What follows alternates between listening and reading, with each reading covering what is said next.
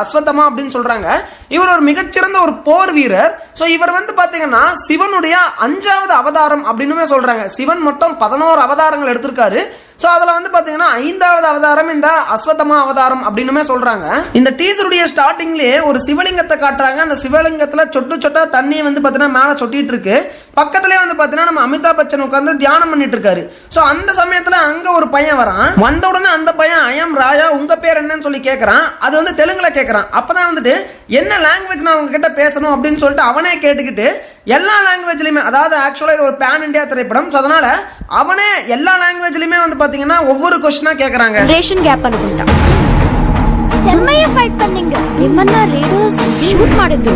இதுக்கு இவங்க டீசர் 5 லாங்குவேஜ்ல ரிலீஸ் பண்ணிருக்கலாம். சோ ஒரே டீசரை ரிலீஸ் பண்ணி அதுலயே 5 லாங்குவேஜ் வைக்கிறேன்னு சொல்லிட்டு பாதி புரிஞ்சு பாதி புரியாத மாதிரி தான் அந்த டீசர் பண்ணி வச்சிருக்காங்க. அந்த சின்ன பையன் உங்க பேர் என்ன அப்படின்னு சொல்லி கேக்குறப்போ இன்னொரு முகத்தை